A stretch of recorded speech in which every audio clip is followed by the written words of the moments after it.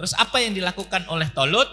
Akhirnya mengutus Nabi Daud selalu ikut perang supaya meninggal Nabi Daud, supaya kejayaan Tolut masih terangkat. Apa? Membunuh anak kecil. Dibunuh tuh anak sama Nabi. Bingung lagi. Loh, kenapa di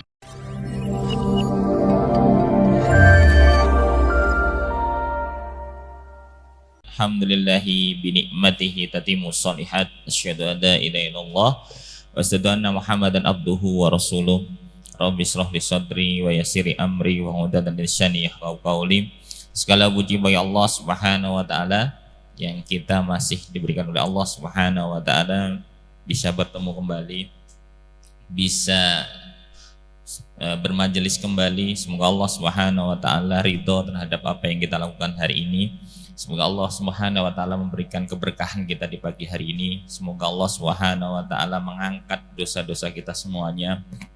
Semoga Allah Subhanahu wa taala mengampuni dosa-dosa kita. Semoga Allah Subhanahu wa taala ridho terhadap apa yang kita lakukan hari ini, insyaallah. Amin ya rabbal alamin. Salawat dan salam kita berikan kepada junjungan kita Nabi bana wa nabiyana Muhammad sallallahu alaihi wasallam. Masyaallah, dengan risalah beliau kita masih menikmati kenikmatan yang luar biasa ini.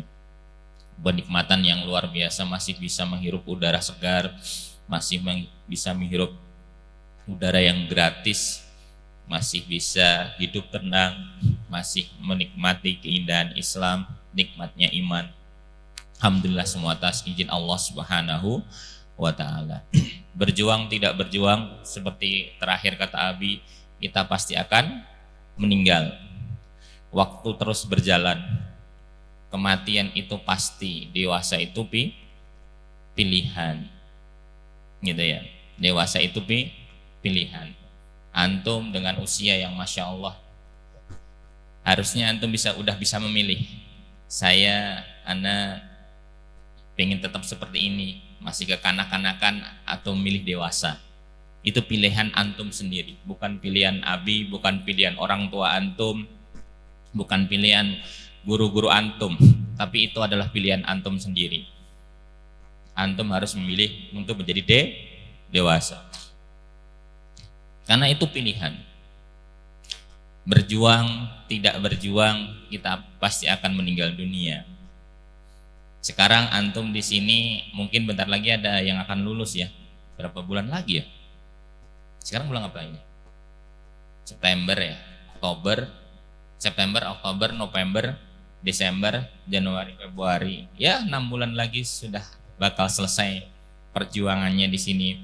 Ada yang mungkin masih 1,5 tahun lagi ada di sini. Suka tidak suka, mau tidak mau bakal selesai juga di sini. Makanya waktu demi waktu harus antum isi dengan seoptimal mungkin. Kenapa di pinggir? Tengah. Ayo, Fik. Nah, jadi mau tidak mau, suka tidak suka, antum bakal selesai di sini, benar nggak? Atau mau di sini terus? Atau mau di sini terus? Pasti akan selesai kan? Nah, gunakan waktu yang ada di sini itu seefektif mungkin, seefisien mungkin. Karena manajemen waktu itu adalah manajemen yang paling utama dalam kehidupan. Antum bisa membagi waktu, itu paling utama dalam kehidupan ini.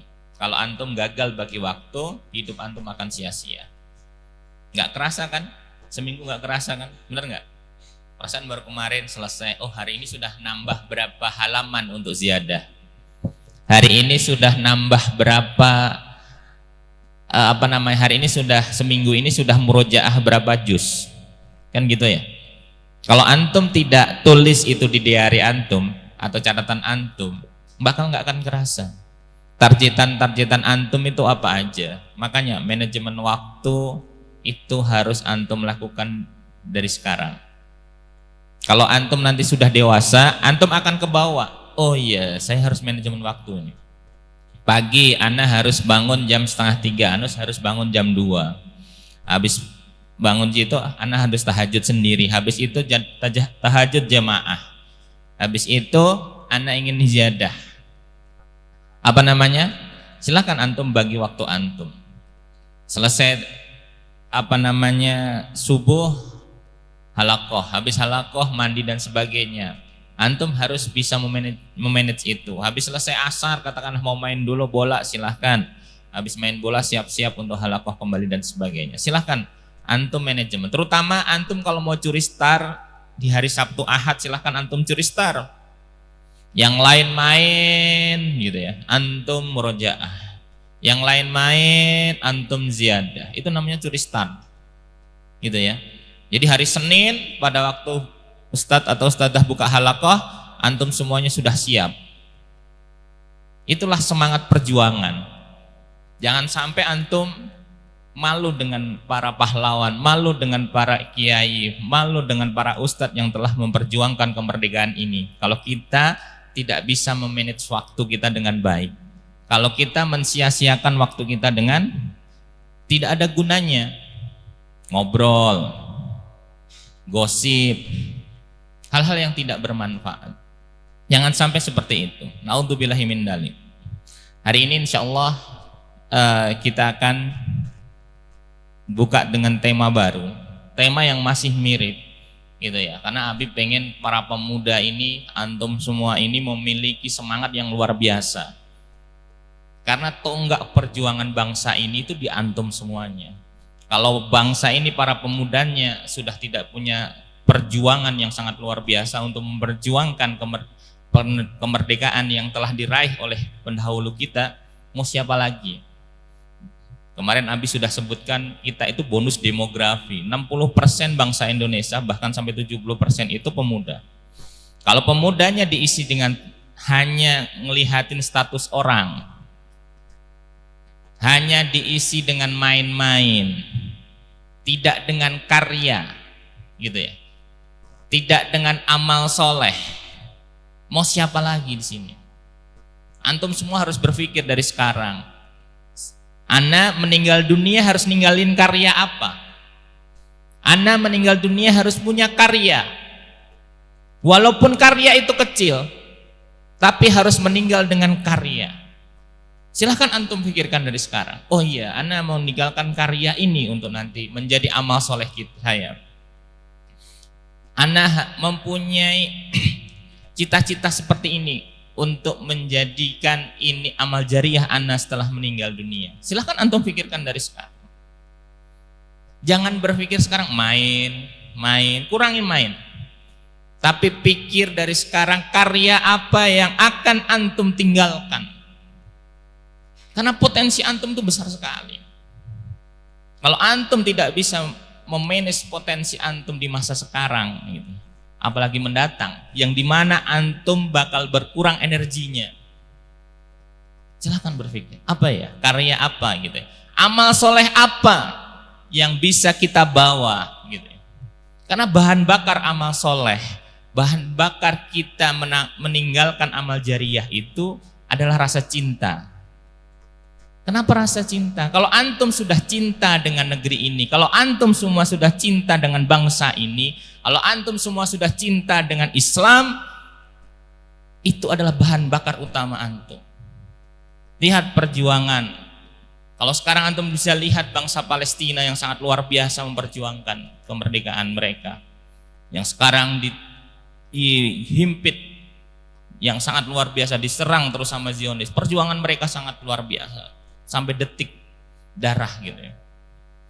Walaupun di bangsa ini nggak seperti itu perjuangan antum sekarang di bangku pendidikan. Silahkan antum berpikir dari sekarang, apa yang bisa saya tinggalkan ketika saya meninggal dunia nanti.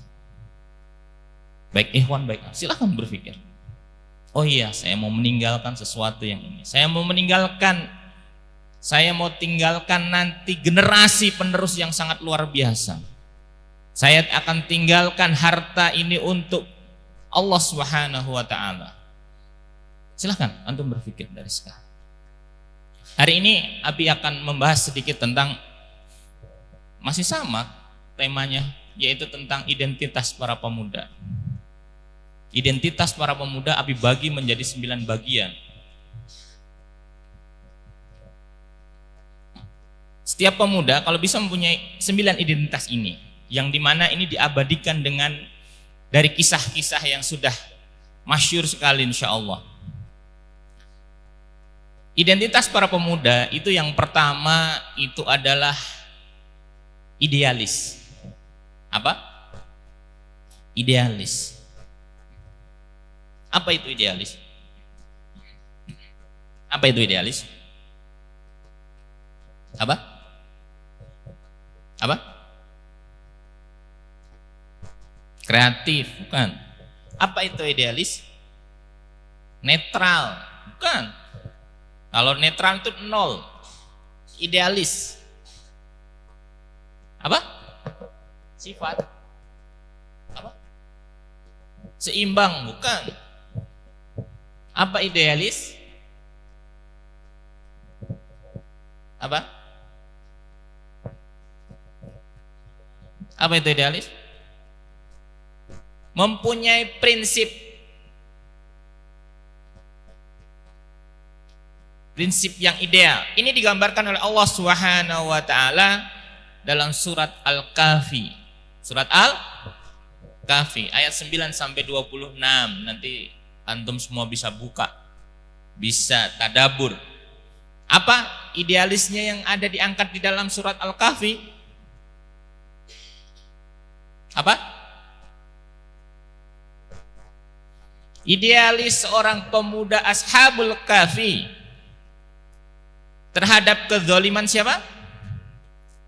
Dikyanus. Ada berapa orang? 7 orang plus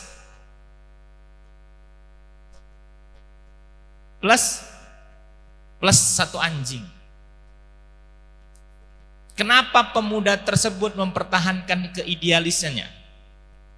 Karena Raja Dikyanus ini meminta seluruh rakyatnya itu untuk menyembah berhala. Tapi 7 pemuda ini tidak mau. Saya mau mengesahkan Allah Subhanahu wa taala. Akhirnya 7 pemuda ini kemana? Ke gua. Dan apa yang ditakdirkan oleh Allah Subhanahu wa taala di gua tersebut? Ditidurkan. Selama berapa lama? 309 tahun. Dan para pemuda ini enggak menyadarinya. Dia merasanya baru tidur selama sehari. Gitu ya. Jadi padahal 309 tahun lamanya. Jadi para pemuda, antum semuanya itu harus idealis. Harus punya prinsip. Ini prinsipnya ketaatan kepada Allah Subhanahu wa taala. Titik, udah nggak bisa. Mau digoyah suruh nyembah berhala dan sebagainya, udah nggak bisa. Seperti itu. Pemuda harus punya prinsip. Jangan sampai cuma digoyang Supermie, Indomie, apalagi ya. Berubah tauhid kita. Jangan salah loh, hati-hati. Antum sekarang mungkin tauhid kuat, tapi nanti kalau sudah keluar dari sini ada masalah ekonomi, ada masalah berbagai macam hal lah gitu. Itu jadi godaan yang besar. Bisa jadi tauhid itu berubah hanya karena satu Indomie. Hati-hati. Padahal Allah Subhanahu wa taala menciptakan masalah itu pasti ada solusi. Pasti ada solusi. Tinggal kita beriman kepada Allah Subhanahu wa taala. Itu yang pertama, yaitu idealis. Yang kedua,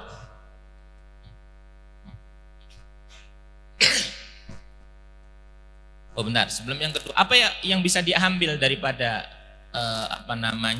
kisah daripada pemuda Ashabul Kahfi ini? Selain keesaan kepada Allah Subhanahu wa taala. Apa lagi? Kan Abi sudah sebutkan tadi ya, keesaan kepada Allah Subhanahu wa taala. Karena tauhidnya mau digeser tapi nggak mau. Apa selain itu? Berani? Enggak. Yang kedua adalah beliau menaati perintah Allah Subhanahu wa taala. Yang ketiga adalah meyakini adanya hari akhir. Nah, ini paling utama. Kita harus meyakini hari akhir. Hari di mana kita dihitung amal ibadah kita. Hari di mana dipertanggungjawabkan apa yang kita lakukan saat ini. Ini bakal dihitung hari hisab. Kita meninggal dunia itu nggak ada yang kita bawa. Wallahi. Kemarin Ibu Abi meninggal dunia gitu. Abi melihat, Abi mandiin, Abi nguburin gitu ya. Apa yang beliau perjuangkan selama 66 tahun beliau, nggak ada yang dibawa. Hanya kain kafan. Kehidupan itu hanya bentar. Kalau kita tidak isi dengan karya, kalau kita tidak isi dengan amal soleh, bakal menyesal. Gak ada apa yang telah orang tua Abi cari gitu ya, harta katakan, gak ada yang dibawa sama sekali.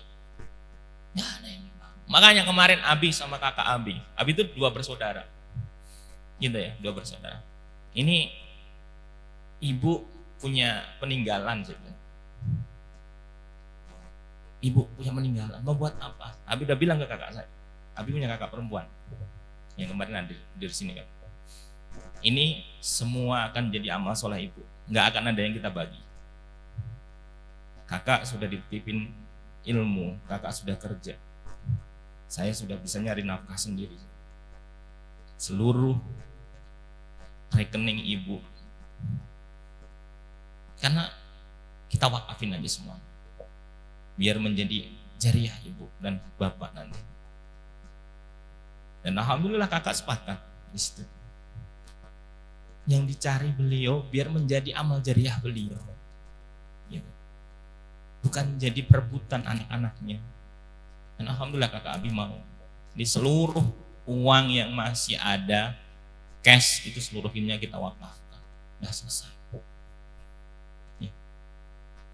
Jangan sampai kita nanti masalah harta gitu. Mumpung masih ada orang tua gitu ya. Itu surga antum yang paling besar. Silahkan nanti berikan yang terbaik untuk orang tua antum.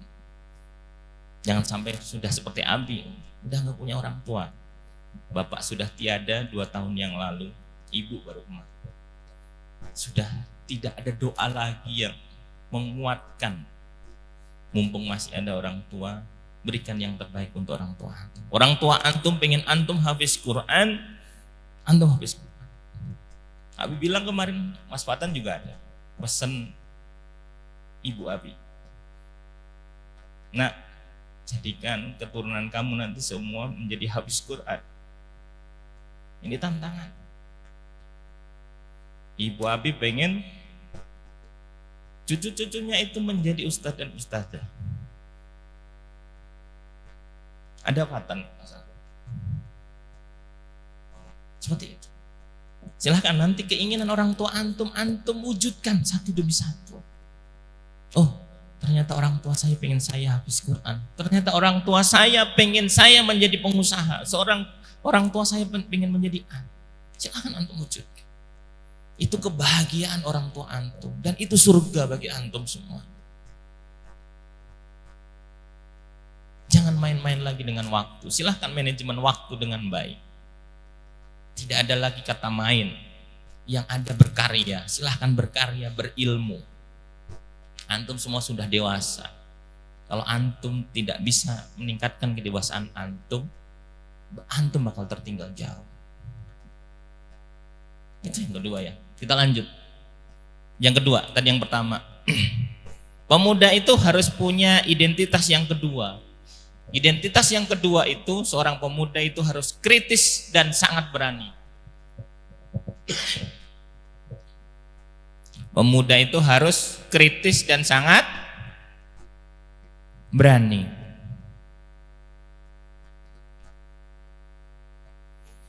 Ini diabadikan, dikisahkan nyata di dalam Al-Quran surat Al-Anbiya ayat 60 sampai 67. Kisah siapa itu? Surat Al-Anbiya ayat 60 sampai 67. Kisah siapa?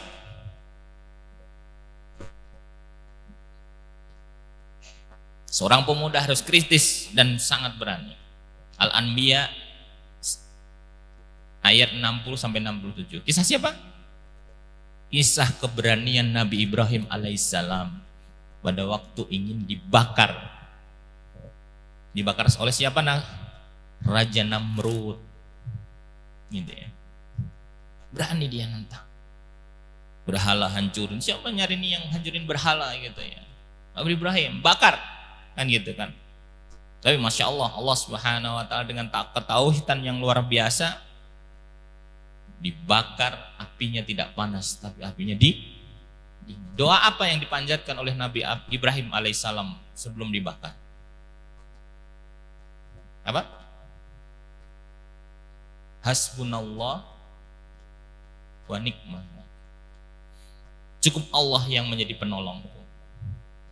Antum banyak masalah, antum susah ngafal, hasbunallah wa ni'mal.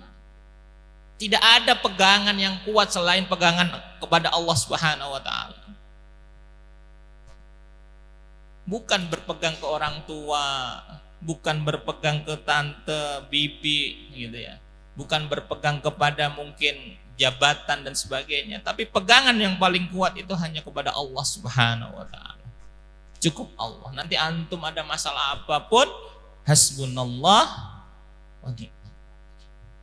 Itu. Silahkan berpegang teguh kepada Allah Subhanahu wa taala. Pemuda harus kritis dan sangat berani. Selama itu hak, ini batil, antum harus bisa bilang, ini nggak boleh, ini boleh. Jangan abu-abu, jangan di tengah-tengah. Gitu. Ini halal, ini haram. Ini subhat, ini halal. Ini subhat, ini haram. Antum harus bisa ngomong. Antum harus bisa membedakan. Ini subhat, subhat boleh kadang-kadang, ini enggak. Antum harus bisa berani mengatakan itu semuanya. Itu yang kedua. Yang ketiga, identitas para pemuda itu yang ketiga adalah rasa tahu yang sangat tinggi. Antum harus punya ini. Rasa tahu yang sangat tinggi. Segala sesuatu antum lihat, kalau antum nggak tahu, antum tanya. Gitu ya. Antum melihat nih sekarang, katakanlah ngebor sumur, katakanlah. Iya kok bisa ya? Dibor, cara ngebornya gimana ya? Antum nggak tahu, antum tanya. Kalau antum kritis itu pasti seperti itu. Kok bisa ya? Ini dibor. Kok bisa ada air di bawah? Misalnya antum bisa nanya seperti itu. Antum nggak tahu kemarin mungkin Bang Andes nerangin apa Ustadz Andes. Antum bisa tanya, Ustadz Andes kemarin apa ya? Antum bisa nanya. Gitu. Jangan malu. Kalau pepatah zaman dahulu kan malu bertanya, sejati jalan ya. Betul. Silahkan antum kritis dan ingin tahu yang sangat tinggi. Ini diabadikan oleh Allah Subhanahu wa taala dalam surat Yunus ayat 39.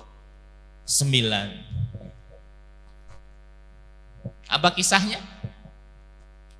Apa kisahnya?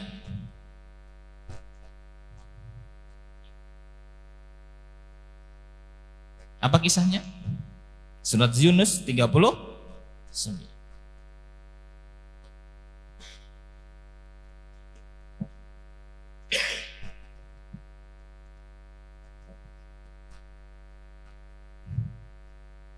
Apa kisahnya?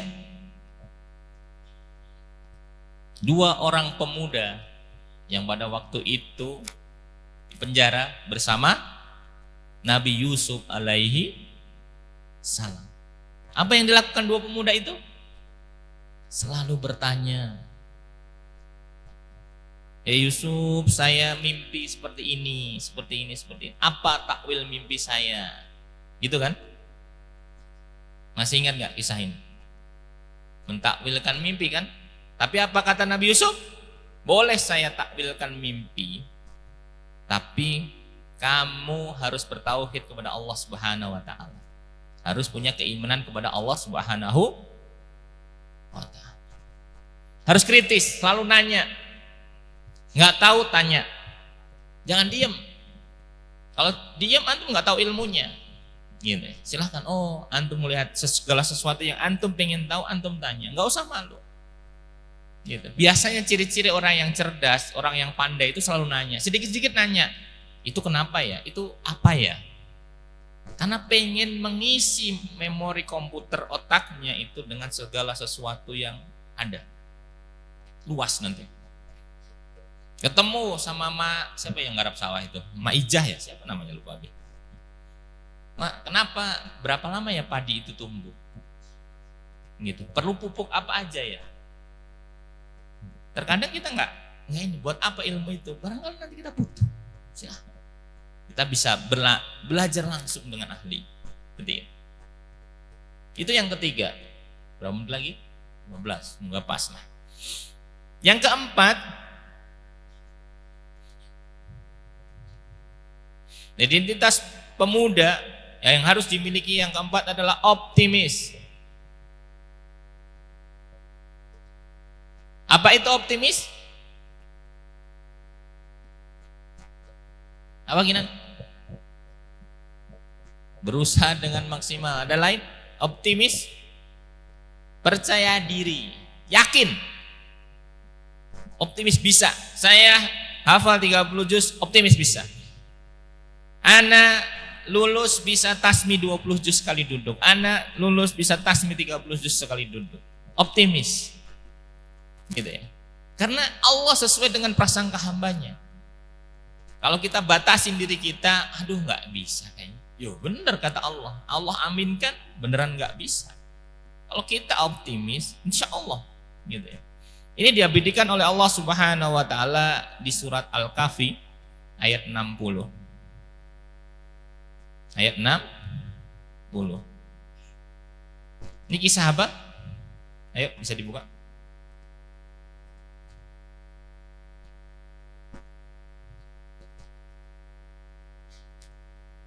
Kisah siapa? Kisah Nabi Musa alaihissalam. Dalam rangka apa? Mencari tahu dua samudra. Gitu ya. Pernah dengar kisah ini? Dan ingatlah kepada Musa, kepada pembantunya, aku tidak akan berhenti berjalan sebelum sampai ke pertemuan dua lautan. Dan aku akan berjalan terus sampai bertahun-tahun. Optimis yakin bahwa itu akan ketemu. Dalam kisah ini yang sangat masyhur, yang sering mungkin antum pernah baca, Musa itu dengan siapa? Siapa? Khidir. Gimana kisahnya? Kan berangkat berdua, benar nggak? Dengan Nabi Khidir. Gimana kisahnya? Ada yang pernah baca? Ya, yang pertama pada waktu di perjalanan Nabi Khidir itu bolongin perahu. Bolongin perahu. Musa nanya, loh kenapa ini perahu dibolongin? Kan gitu, nggak dijawab sama Nabi Khidir. Bingung kan? Udah di lautan, dibolongin itu perahu. Itu kisah yang pertama. Yang kedua, apa? Apa? Membunuh anak kecil. Dibunuh itu anak sama Nabi. Bingung lagi, loh kenapa dibunuh? Yang ketiga,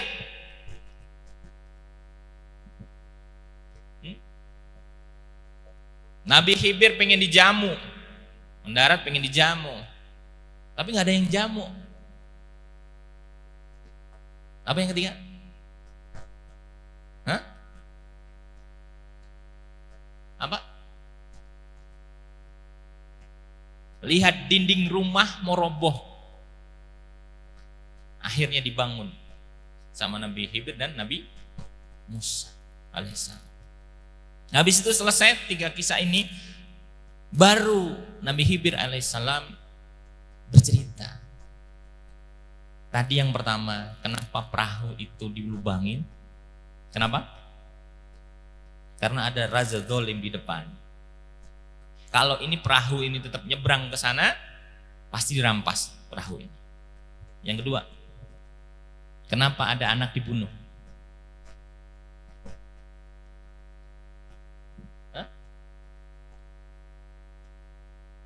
Ya, anak ini kafir, orang tuanya mukmin, muslim. Dikhawatirkan anak ini membuat orang tuanya menjadi kafir. Yang ketiga, Kenapa bangunin rumah? Padahal nggak dijamu itu sama sekali orang situ. Kenapa?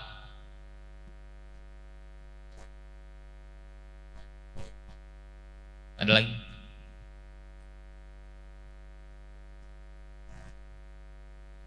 Karena di bawah rumah itu terdapat 2 anak yatim dan hartanya. Jadi dibangunkan supaya harta yang menjamin anak yatim itu tetap bisa. Itu kisah yang luar biasa dari Nabi Khidir dengan Nabi Musa alaihissalam. Jadi seorang pemuda itu harus optimis, yakin ini ada. Janji Allah Subhanahu wa taala muslim ini bisa menaklukkan Roma. Benar nggak? Ini janji Allah. Kita harus yakin itu. Barangkali nanti mungkin dari antum semua yang bisa menaklukkan Roma. Kita tidak tahu. Ini janji Allah Subhanahu wa taala dan kita wajib meyakininya. Roma bahkan kita jajah. Harus optimis. Begitu juga Muhammad Al-Fatih menaklukkan benteng Konstantinopel. Itu sudah ada catatannya itu. Sudah ada catatannya dan punya keyakinan bakal roboh benteng Konstantinopel. Benar. Itu yang harus kita tanamkan dari sekarang. Yang kelima, pemuda itu harus istiqomah.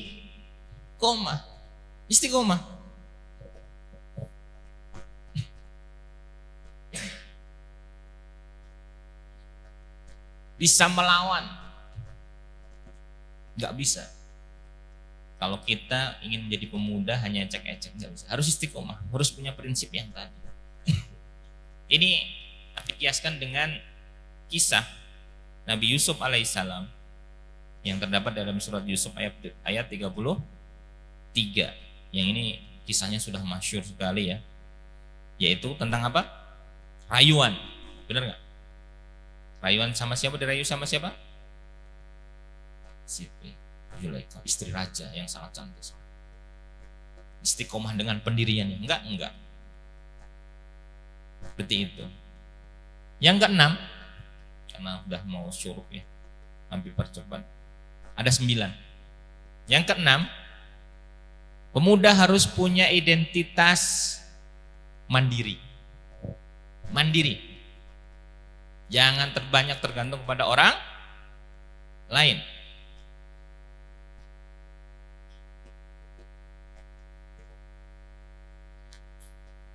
Ini diabadikan kisah Nabi Ismail alaihissalam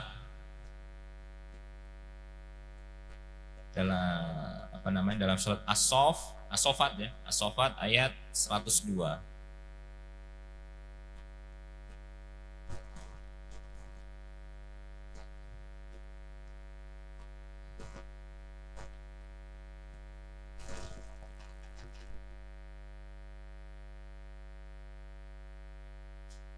Punya prinsip. As-Saffat 102. Maka ketika anak itu sampai pada umur, sesungguhnya bersamanya Ibrahim berkata, "Wahai anakku, sesungguhnya aku bermimpi bahwa aku menyembelihmu. Maka pikirkanlah bagaimana pendapatmu." Dia Ismail menjawab, "Wahai ayahku, lakukan apa perintah Allah kepadamu, insya Allah engkau akan mendapatiku termasuk orang-orang yang sabar." Kalau kemarin Ben Amrin kultum ya, Isya tentang sabar ya. Ini prinsip utama gitu ya. Kalau kita ada apa-apa, sabar dan sholat. Ada masalah, sabar dulu. Sabar itu tanpa batas, kata Bang Amrin kemarin. Ini prinsip utama. Dalam kehidupan ini kita harus punya prinsip sabar gitu ya. Tapi punya actionnya juga, seperti itu. Yang ketujuh, nih, identitas pemuda selain mandiri harus pintar, harus cerdas. Harus pintar, harus cerdas. Nggak ada muslim nggak pintar tuh nggak ada. Muslim itu pintar, cerdas. Apalagi antum penghafal Quran. Menurut survei lembaga, seorang penghafal Quran itu IQ-nya di atas rata-rata. Di atas rata-rata. rata. Kelemahannya cuma apa? Nggak bisa bagi waktu aja. Kalau antum beres bisa bagi waktu, bisa manajemen waktu, potensi antum akan naik sendiri.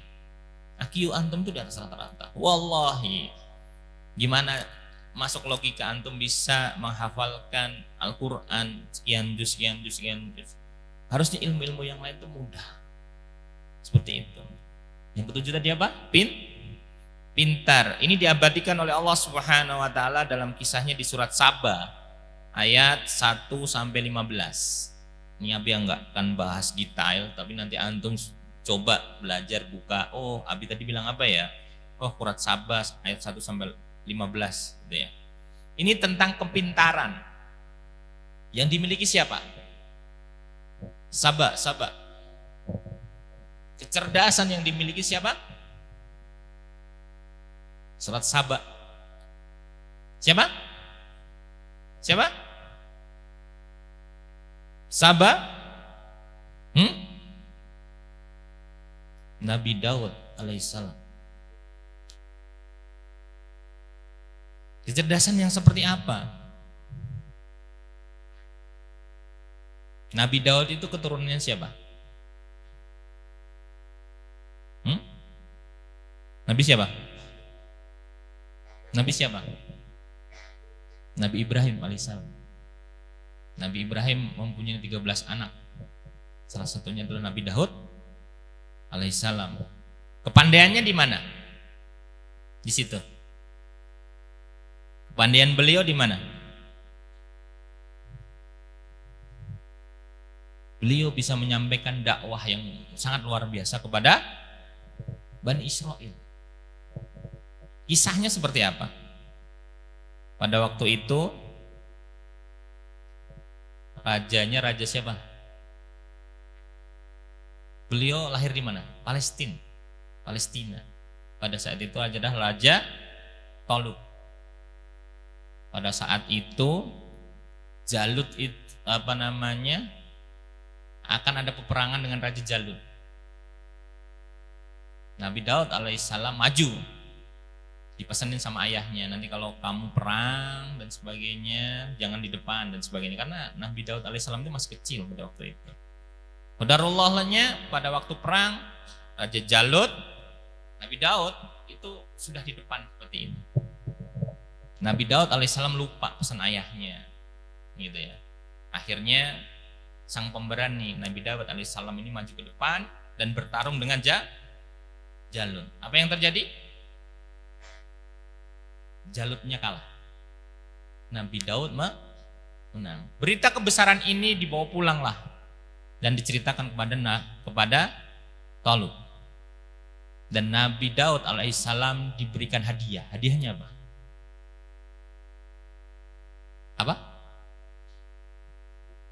Kekuasaan, bukan? Sebelum kekuasaan kan? Apa hadiah yang diberikan Raja Talut kepada Nabi Daud alaihissalam? Anak perempuannya.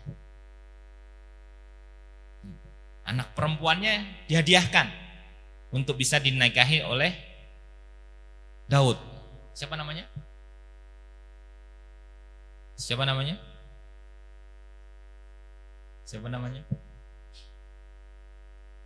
Ini kisah cukup masyhur sebenarnya. Siapa namanya? Namanya Mikyal. Dinikahkan dengan putrinya namanya Mikyal. Setelah dinikahkan dengan putrinya, gitu ya, warga masyarakat Palestina, gitu ya, semakin mempercayai Nabi Daud daripada Talut. Terus apa yang dilakukan oleh Talut? Akhirnya mengutus Nabi Daud selalu ikut perang supaya meninggal Nabi Daud, supaya kejayaan Talut masih terangkat. Paham nggak? Supaya Nabi Daud alaihissalam ini meninggal, pamor Talut naik lagi, karena pamor Talut turun. Setelah dinikahkan dia otomatis dapat kekuasaan kan, nikahin istri raja, anak raja gitu ya, jadi pangeran dan sebagainya. Ternyata Raja Talut ini, loh kok saya nggak dihargai lagi sama masyarakat, harus menyingkirkan Nabi Daud alaihissalam. Caranya gimana? Caranya suruh perang terus. Tapi qadarullahnya menang terus. Kepercayaan warga terhadap Nabi Daud alaihissalam itu naik luar biasa.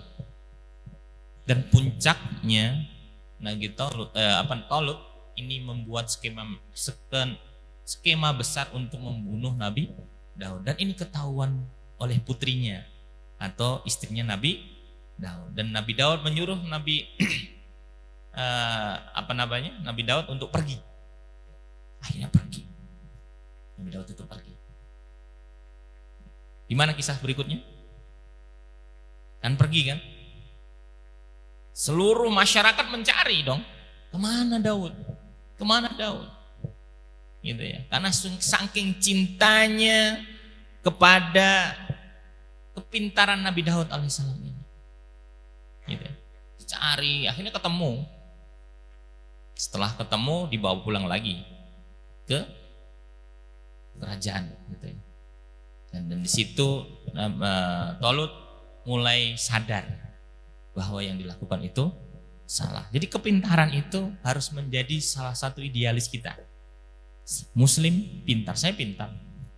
Gitu. Pintar itu banyak hal ya. Oh, dia pintar bidang A, bidang B, bidang C, dan bidang C. Silahkan antum cari passion antum mau pintar di bidang apa?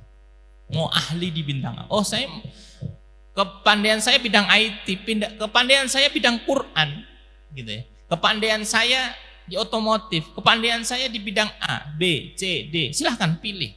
Passion apa? Passion itu apa sih, Bi? Apa yang antum lakukan, antum tuh nggak merasa lelah. Gitu. Coba cari. Oh, passion ana katakanlah Quran. Ana kalau ketemu huruf Quran itu Masya Allah indah nyaman. Jadi itu. Oh, passion ana masak, Bi. Gitu ya. Silakan, tekunin.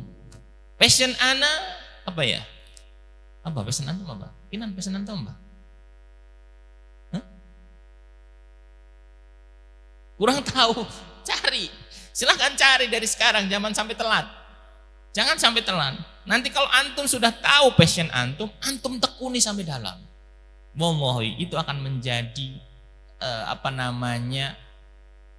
bisa menjadi maisyah antum ke depannya, bisa menjadi untuk kehidupan antum ke depan. Silakan antum cari passionnya apa. Oh, passion aneh tata boga, silakan tekuni. Wallahi nggak usah takut. Passion ana hadis, Bi. Kalau aneh ngelihat hadis, ngapal hadis itu mudah banget, gitu ya. Ana passionnya itu ngapal matan, Bi, gitu ya. Matan, tahu matan ya? Matan itu tulisan ulama. Biasanya kitabnya nggak pernah tebel, tipis-tipis tuh matan.